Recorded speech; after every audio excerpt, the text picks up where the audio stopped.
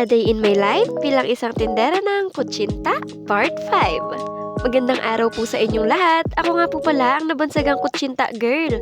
And for today's vlog, samahan niyo po akong maghanda dahil tayo ay magtitinda ngayong araw. And guys, sobrang nakakakaba dahil bagong ruta yung pagtitindahan natin ngayon. Andito na naman yung pakiramdam na kinakabahan. Dahil syempre, bagong pagpapakilala na naman. Alam niyo po kasi guys, hindi talaga maiiwasan sa isang vendor ang paalisin sa pwesto. Pero syempre, hindi siya rason para tayo ay tumigil. Kung papairalin natin palagi ang kaba at tiya, walang mangyayari. Grabe guys, napakalamig ng panahon ngayon no, lalo na ganitong oras. Yung tipong gusto mo na lang maging lumpia kasi sobrang ginaw. Kaya 'di ba guys, nakaka-proud ang karamihan sa ating mga nagtatrabaho, kahit mga estudyante, dahil pagising at pagligo pa lang very challenging na eh. Medyo kailangang maaga ang alis ngayon guys dahil ang ruta ko po ngayon ay sa Taytay Sports Complex. Tcharan! Andito na agad ako sa Taytay Sports Complex.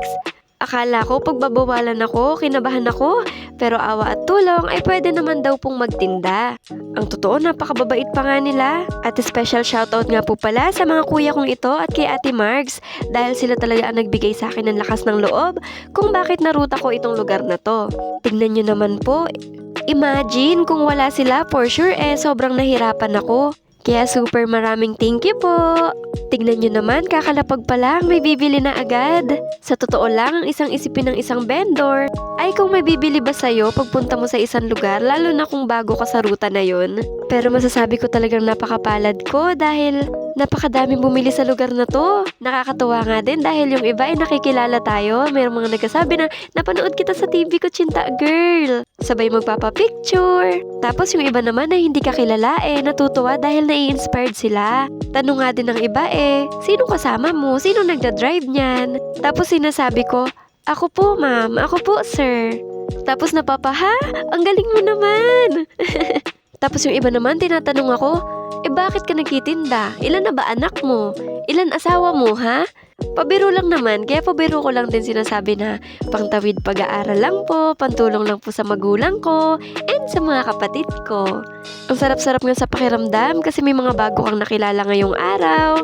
Kaya sana yung schedule ko this second semester, panghapon para makapagtinda ako dito ng Saturday, kaya lang naman ako nakapagtinda ngayon, dahil semester break po namin. At tignan nyo naman, time check, 7:30 pa lang po, ay ubos na ang aking paninda. Halos 1 oras at kalahati lang ang iginugol ko dito, kumita na ako, masaya pa ang puso ko. Guys, ang sarap-sarap sa pakiramdam.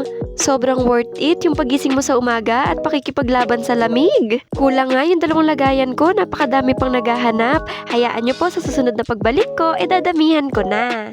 At isa pa nga sa nakakatuwa, kada bagong ruta natin, nalilibre tayo ng pitik ng mga pitikeros. Sobrang love na love ko talaga ang lahat ng pitikeros dahil isa rin po sila sa nagpakilala kay Kutsinta Girl. 'Di ba, kumita ka na, may libreng pitik ka pa. At hindi lang basta pitik ha, kundi napakagandang pitik. Tignan nyo naman ang effort nila para makuhanan ka ng maganda, kaya maraming salamat po.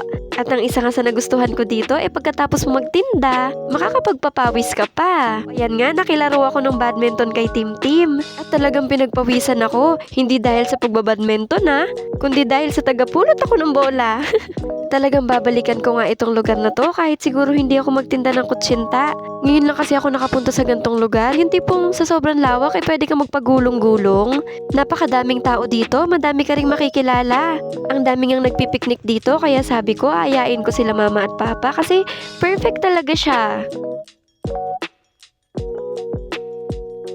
At sa mga gustong magpakuha ng magandang larawan sa magandang lugar na to, huwag kayong mahihiya na lapitan iyang mga idol na yan. At syempre, don't forget to like their page. Nga pala, malawak ang parking dito kaya sa may mga sasakyan dyan, perfect na perfect po pumunta dito.